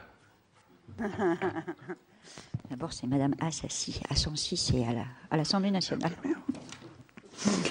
Oui, d'abord, je voudrais remercier Monsieur le ministre pour ces propos qui sont vraiment en rupture avec ceux que nous avons pu entendre les mois passés et qui sont marqués d'une ambition en matière de reconquête industrielle. Et permettez-moi, parce que je suis sénatrice de la Seine-Saint-Denis, d'évoquer plus particulièrement, bien évidemment, la situation de PSA de façon générale, parce que supprimer 8000 emplois dans l'industrie automobile, c'est une catastrophe pour le pays. Et bien évidemment, pour un territoire comme la Seine-Saint-Denis, c'est aussi une catastrophe, puisque cela va toucher des milliers de familles dans notre département et au-delà. Donc moi, j'aurais des questions précises, Monsieur le ministre. Le président du directoire de PSA a réitéré sa volonté que chaque employé soit salarié de PSA, qu'il y ait une solution qui soit trouvée pour chacun des employés de PSA, et donc qu'il n'y aurait pas de licenciement sec. Moi, j'aimerais savoir, si vous en avez, en tout cas, si vous avez la capacité d'y répondre, sous quel statut social vont être repris ces salariés. Et puis, bien évidemment, on parle des contrats à durée indéterminée, mais on oublie bien trop souvent les intérimaires qui sont très nombreux sur le site d'Aulnay et qui sont particulièrement des jeunes gens, à propos desquels on dit pique-pendre, mais qui ont soif d'apprendre et soif de travailler. Et donc, je voulais savoir si vous aviez entamé une réflexion à ce sujet. La deuxième chose, c'est ce matin, nous avons reçu je vais réduire Monsieur Pichon, qui est responsable des relations, responsable de PSA, des relations avec le Parlement, qui nous a dit, contrairement à M. Retailleau, qu'effectivement, parce que dit M. Retailleau, qu'effectivement, il y a plusieurs scénarios avaient été évoqués en son temps, et donc je lui ai rappelé que les syndicats avaient dévoilé ce qui arrive aujourd'hui. Puis je vous rappelle, M. Retailleau, que mon groupe avait obtenu au Sénat un débat sur la filière automobile, et que ce débat a eu lieu au mois de février dernier, et que nous avons évoqué très largement le cas de PSA. Donc ce n'est une surprise pour personne, et moi j'irai plus loin que ce qu'a dit Monsieur le ministre. La direction de PSA a volontairement menti sur la situation. Donc, parmi les scénarios évoqués, il y avait celle de l'attribution d'un nouveau véhicule au site d'Aulnay-sous-Bois, et qui aurait, nous dit-on, permis de préserver des emplois jusqu'en 2024. Et donc, ce scénario n'a pas été retenu par la direction de PSA. Je voulais que vous nous en disiez quelques mots, et je vais arrêter là mon propos. Merci, parce que Madame le ministre a déjà dit des choses. La parole est à Madame Létard. Merci, Monsieur le Président, Monsieur le Ministre. Tout d'abord, permettez-moi de m'associer à mon collègue Bruno Retailleau pour dire que, bien sûr, on ne peut que s'associer à la démarche que vous nous présentez et qui vise à essayer, dans le cadre d'une réalité industrielle qui est devant nous et qui va être extrêmement complexe, va nécessiter un travail de concertation, un travail où chaque acteur, les pouvoirs publics, les industriels, les partenaires sociaux, auront tous un rôle déterminant et complémentaire à jouer.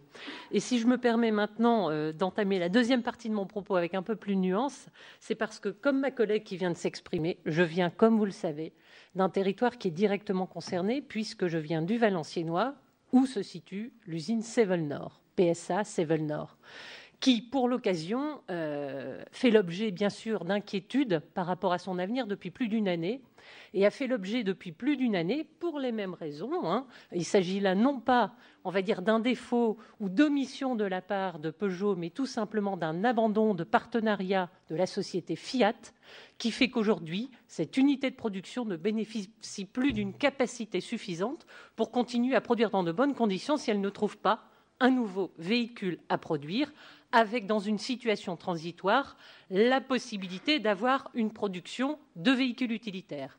Il y avait plusieurs conditions, j'ai lu la presse, j'ai les informations à réunir, j'ai bien entendu ce qu'il fallait. Une des premières conditions, c'était que la rupture avec Fiat soit bien prononcée et réglée, c'est le cas. Trouver un nouveau partenariat rapide pour produire un véhicule utilitaire. Toyota s'est mobilisé. Ce travail, il y a plusieurs mois qu'il a été entamé, de recherche par PSA, avec aussi, on peut le dire, un gouvernement qui s'est inquiété de la situation. Tout n'est pas résolu, mais ces deux premiers aspects le sont.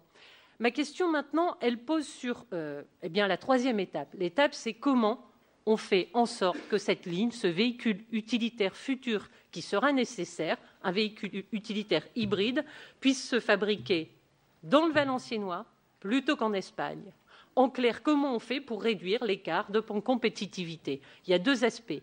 Le travail de concertation que vous devez engager, que PSA doit engager avec les partenaires sociaux sur l'activité salariée. Et il y a un deuxième volet, Monsieur le Ministre, qui nous concerne tous les élus, l'État que vous êtes, les régions, mais aussi les collectivités. C'est comment nous sommes aujourd'hui en capacité, dans le cadre de comités de suivi régionaux, de nous mettre autour de la table et de dire concrètement comment chacun va pouvoir accompagner cette réduction des coûts et cette installation d'une nouvelle unité de production.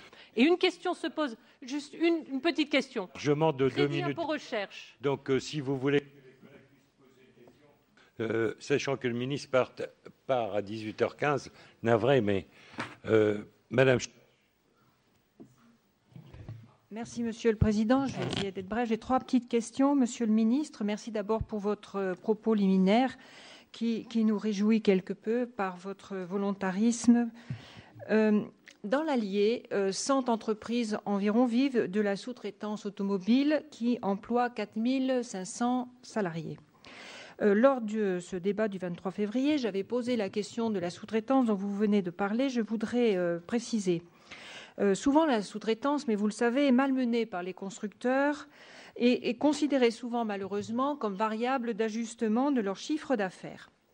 Pourtant, les sous-traitants sont à l'origine de la plupart des grandes réussites industrielles de la filière.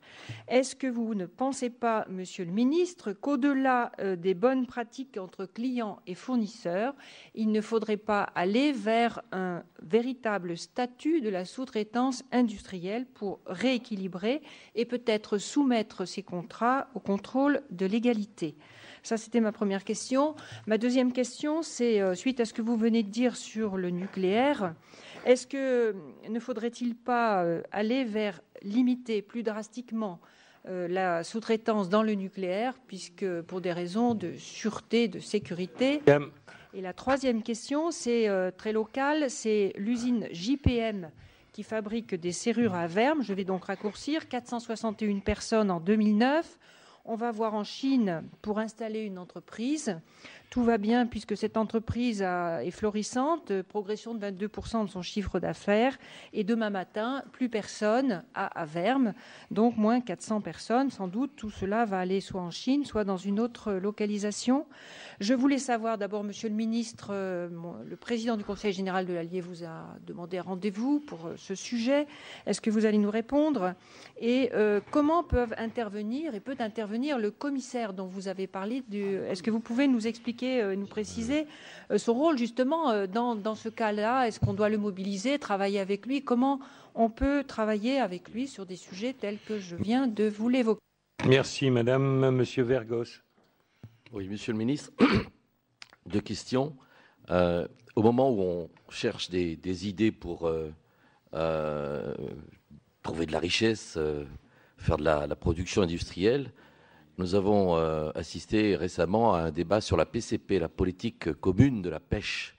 Et s'il y a une industrie qui est porteuse, encore, c'est celle de la pêche, quoi qu'on en pense. N'oublions pas que la France est la deuxième nation au monde par sa superficie maritime. 11 millions de kilomètres carrés. Première question, Monsieur le Ministre, est-ce que vous allez, j'allais dire enfin non, puisque c'est la première fois que la République dispose d'un ministre du redressement productif, est-ce que là, vous allez vous mêler concrètement à cette bataille de l'industrialisation du pays au cœur de l'Europe?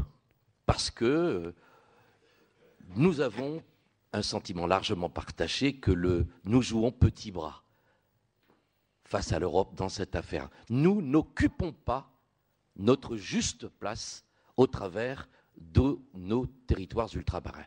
Et enfin, deuxième question qui est propre alors à ma région. Vous avez peut-être déjà désigné, vous allez désigner 22 commissaires au redressement productif.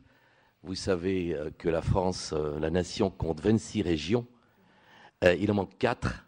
Seront-elles comblées? Ok. Monsieur Dubois. Oui, merci Monsieur le Président. Alors, trois questions à Monsieur le Ministre. Tout en sachant que je rejoins tout à fait les propos qui ont été tenus par mes deux collègues Bruno Retailleau et Valérie Létard. Je pense que la stratégie de reconquête industrielle prendra beaucoup de temps, qu'il y aura certainement deux phases. Il y a une phase d'urgence dans laquelle vous vous situez, mais il y a certainement une deuxième phase, je dirais, qui sera à bâtir.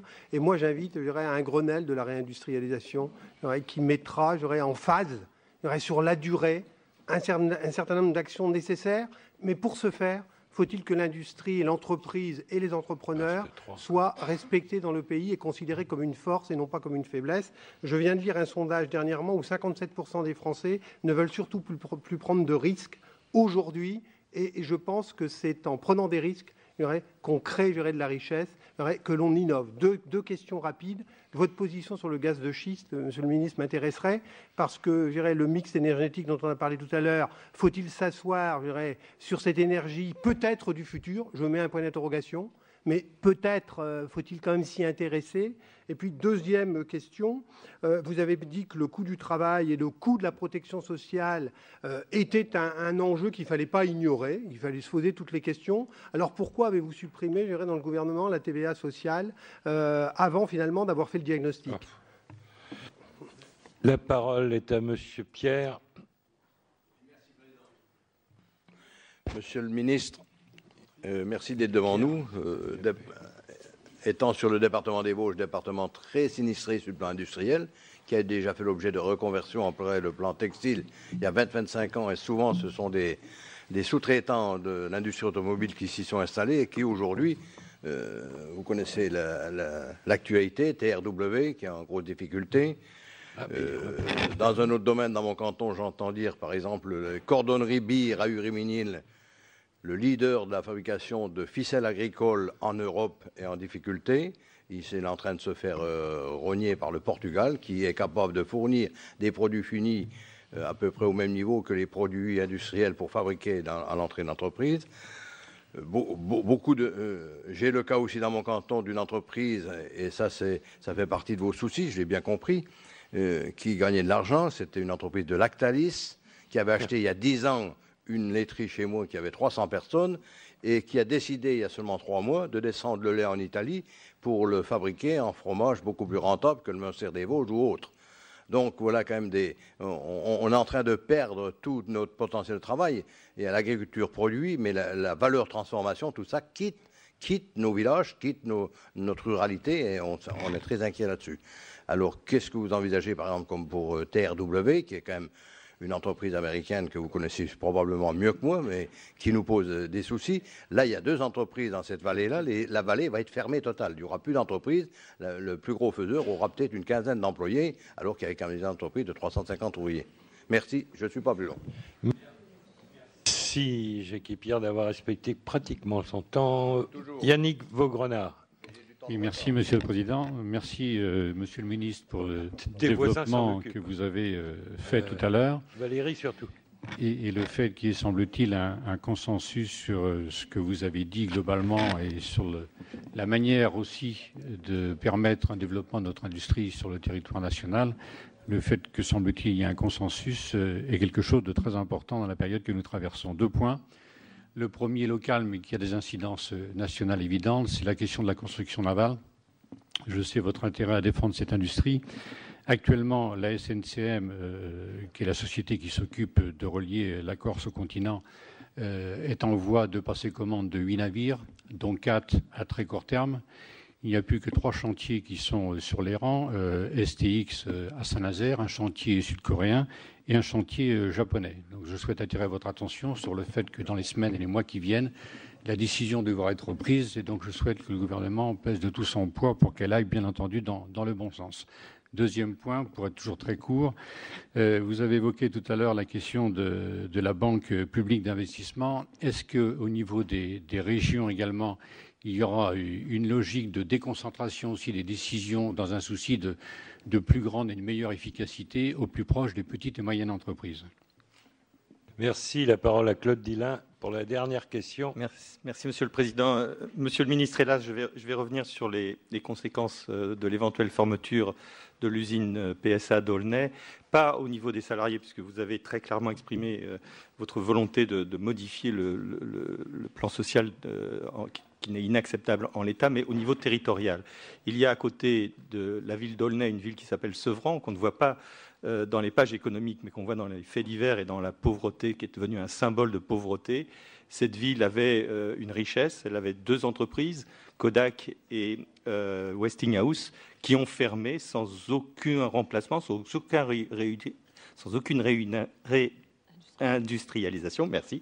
Je crains fort que si l'usine d'Aulnay ferme comme ça, brute de décoffrage, la ville d'Aulnay devienne la ville de Sevran. Et ça, ce serait dramatique.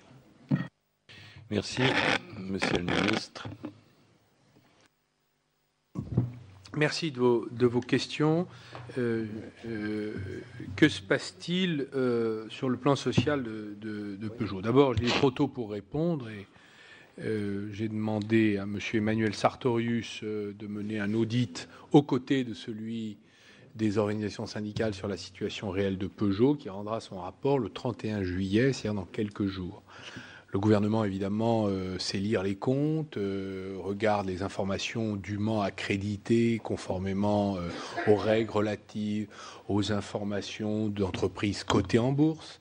Néanmoins, nous souhaitons avoir une analyse approfondie sur deux plans. Le premier, c'est la réalité économique de l'entreprise, ses difficultés, la profondeur de ses difficultés, et en faire une mesure, j'allais dire, de manière à partager le diagnostic avec tous, que nous soyons tous d'accord. Et donc notre expert, M. Sartorius, se tient aux côtés des organisations syndicales pour mener en quelque sorte ce débat de manière à ce qu'il n'y ait pas d'un côté la thèse de la direction Peugeot et la thèse des organisations syndicales. Il doit y avoir partage des informations et, d'une certaine façon, analyse partagée. C'est l'objectif du gouvernement, car nous serons plus forts si nous partageons le diagnostic pour rechercher les meilleures solutions, pour que ce ne soient pas des solutions ni excessives, ni dangereuses pour la stratégie future de l'outil industriel Peugeot. Le deuxième volet dont M. Sartorius est chargé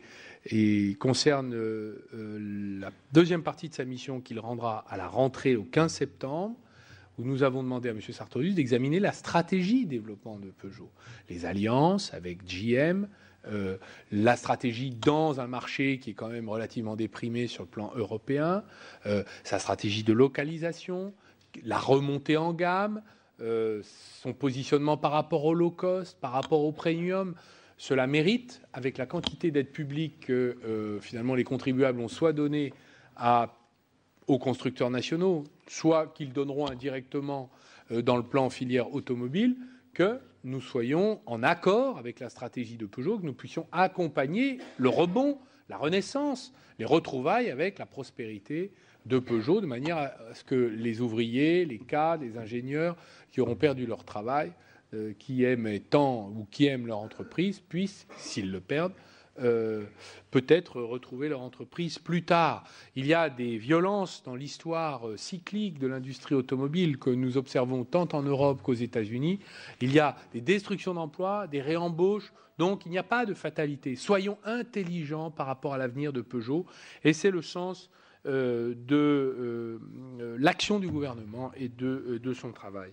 Donc je ne peux pas répondre aux mesures sociales ou aux mesures de réindustrialisation ou aux mesures envisagées. Tout le monde a des idées.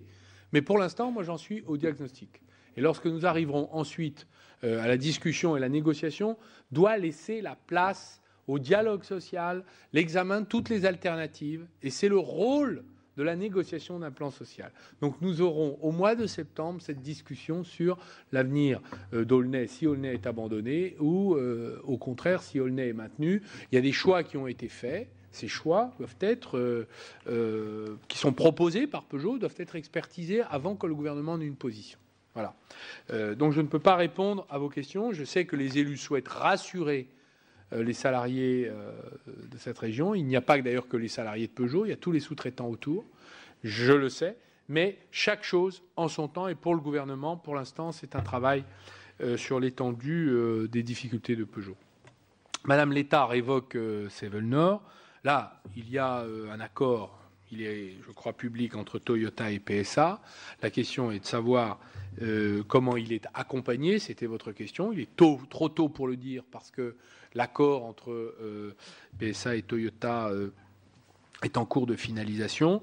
Ce que nous voyons, c'est qu'il faut un accord de tout le monde, des syndicats, de la direction de Peugeot, des pouvoirs publics, des collectivités locales. Donc nous ferons ce travail à la suite de la rentrée de l'annonce par PSA et Toyota de leur désir de coopérer ensemble autour de ce site. Voilà où nous en sommes pour l'instant. Je ne peux pas vous en dire davantage au lieu et place de la société PSA. Madame Schurch, sénatrice de l'Allier, évoque la question d'une entreprise qui d'ailleurs fait l'objet d'un suivi par le commissaire au redressement productif de la région Auvergne. Nous sommes évidemment attentifs à toutes ces entreprises, et vous en avez cité un certain nombre, qui ne peuvent pas remonter au ministère, parce qu'il y en a beaucoup trop. Le ministère se consacre au dossier dossier de plus de 400 salariés entre les mains du CIRI. Le CIRI, que fait-il? Lorsqu'une entreprise donne des signes de faiblesse, il convoque tout le tour de table, les créanciers, les banquiers, l'actionnaire, les organisations syndicales sont associées, les élus, de manière à trouver une solution où on répartit l'effort et la ressource et on sauve l'entreprise. Nous demandons aux commissaires de redressement productif de faire exactement la même chose sur leur territoire. Donc ils ont pour mission d'abord de respecter la confidentialité lorsque l'entreprise a des difficultés en amont et de ne pas le faire connaître. C'est la raison pour laquelle de nombreux élus ne peuvent pas, dans un premier temps, être associés à la connaissance des difficultés de l'entreprise. Si ces difficultés apparaissent publiquement ou font l'objet de rumeurs, les élus sont évidemment conviés à être associés pour aider l'entreprise à se redresser. Mais là encore, les efforts collectifs, les collectivités locales, l'État organisent avec la médiation du crédit, la médiation de la sous-traitance, la Banque de France, le tour de table qui permet de répartir la ressource qui financera la restructuration. Il arrive qu'il y ait des emplois qui soient perdus à ce moment-là. Donc cette discussion a lieu avec les organisations syndicales et en présence des élus. Les élus sont associés à ces processus. Enfin, si l'entreprise est devant le tribunal de commerce, c'est-à-dire qu'elle est déjà dans le processus de redressement, vous savez, et vous l'avez mesuré vous-même dans l'expérience de terrain que vous avez, que les entreprises qui sont devant les tribunaux de commerce ont 75% de chances d'être en liquidation. Donc nous préférons éviter le tribunal de commerce. Nous préférons faire les choses avant, dans la protection des intérêts de l'entreprise et de sa réputation. C'est pourquoi les commissaires de redressement productif ont beaucoup de travail. Ils s'occupent des 3,5 millions d'entreprises de moins de 400 salariés et au CIRI, on s'occupe des 3 500 entreprises de plus de 400 salariés. Voilà. Donc c'est une déconcentration de l'action, mais vous êtes invités à évidemment participer à ce travail. C'est un travail de mobilisation de toute la société. Monsieur Vergoz parle de l'industrie maritime, évidemment en lien avec nos outre-mer. Je lui répondrai déjà que M. Lurel va me proposer pour les départements et territoires d'outre-mer l'équivalent de commissaire au redressement productif et que la question de l'industrie maritime est évidemment tout à fait fondamentale dans ces filières, dans ces lieux d'investissement et que autant dans les Antilles que dans l'océan Indien, nous sommes évidemment attachés à développer toutes les potentialités qui peuvent être utiles à nos compatriotes, quel que soit le lieu où ils vivent. Monsieur Dubois évoque la nécessité d'un Grenelle de l'industrie. Ce Grenelle existe et la Conférence nationale de l'industrie que le Premier ministre vient de amplifier sous forme de Conseil national de l'industrie, c'est-à-dire qu'il va conseiller le gouvernement. Dans ce lieu, nous y associons désormais les régions, les partenaires sociaux, et il est structuré selon les filières. De nouvelles filières, d'ailleurs, seront invitées à se créer et à faire des propositions et qui seront dans le débat public, soit les réglementaires, soit législatifs, soit dans le débat des pratiques politiques gouvernementales. Donc ce lieu existe et il est amené à s'amplifier. Vous posez la question de la TVA sociale. La TVA sociale a fait l'objet d'une décision politique. Nous n'en sommes pas aux solutions, nous en sommes maintenant au diagnostic. Le diagnostic, il faudra qu'on ait cette discussion. Il faudra d'ailleurs l'équilibrer. J'en ai dit un mot tout à l'heure. Ensuite, avant de passer aux solutions. Et dans les solutions, chacun apportera sa contribution ou la pierre au débat public. Vous indiquez quelle est la position du gouvernement sur le gaz de schiste. Il y aura un débat sur l'énergie et qui impliquera la nation tout entière à la rentrée. Donc nous aurons l'occasion, je crois que les parlementaires et les deux chambres seront associés à ce débat, l'occasion d'exprimer les positions des uns et des autres sur le gaz de schiste. Monsieur Jackie Pierre évoque les problèmes de la sous-traitance dans la vallée de la Haute-Moselle et notamment TRW. J'ai répondu à monsieur Francis Vanson tout à l'heure à l'Assemblée nationale qui me questionnait aux questions au gouvernement que nous souhaitions entrer en contact avec les propriétaires du groupe américain TRW afin de trouver les conditions d'une poursuite, d'une industrialisation prolongée du site avec eux ou sans eux. Monsieur Vaugrenard m'interroge sur les constructions navales et notamment les projets de la SNCM. Nous sommes parfaitement sensibilisés à ce dossier qui suit son cours. Je n'en dirai pas davantage publiquement. Vous m'interrogez sur les règles de déconcentration de la BPI. Nous souhaitons mettre sur les territoires des possibilités de décision et d'engagement, donc un haut niveau de déconcentration associé à des institutions décentralisées. Enfin, M. Claude Dillin évoque Aulnay et son avenir. Je crois que nous souhaitons, quoi qu'il arrive, et c'est l'engagement de Peugeot, maintenir le caractère et l'activité industrielle dans ce site. Tout est à imaginer, mais pour l'instant, nous n'en sommes, comme je le disais à vos collègues tout à l'heure, de Seine-Saint-Denis, nous n'en sommes pas là. M. Retailleau a posé le problème du prix plus élevé pour les consommateurs. Aucune décision n'est prise. Nous consultons les associations de consommateurs, nous réfléchissons avec les opérateurs.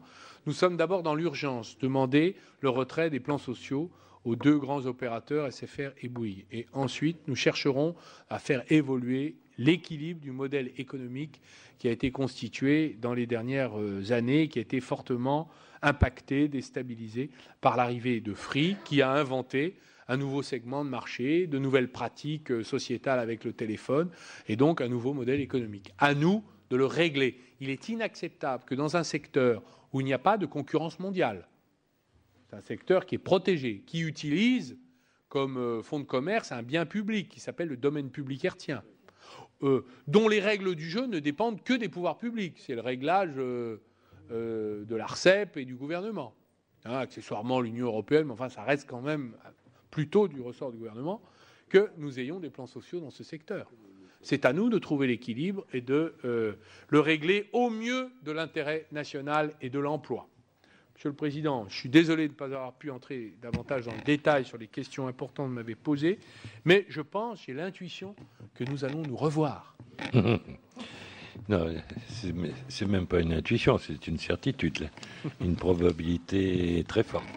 Vous ne m'avez toujours pas donné la date de calendrier sur le projet. Le plus tôt sera le reprise. mieux, Monsieur le Président. Ah oui, d'accord.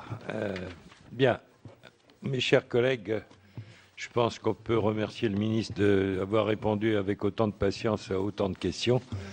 Vous voyez qu'on peut arriver en respectant une règle de 2 minutes, 3 minutes, même si certaines débordent. Je pense à Valérie, forcément. J'ai dit Valérie, pourquoi tu... Il y en a qui se sentent visés, mais alors... Et je pense que ça permet à plus de collègues d'arriver à poser leurs questions. C'est peut-être frustrant pour certains, mais ceci, ça permet en tous les cas une expression très diverse. Je vous remercie, Monsieur le Ministre, et soyez sûr qu'à la rentrée,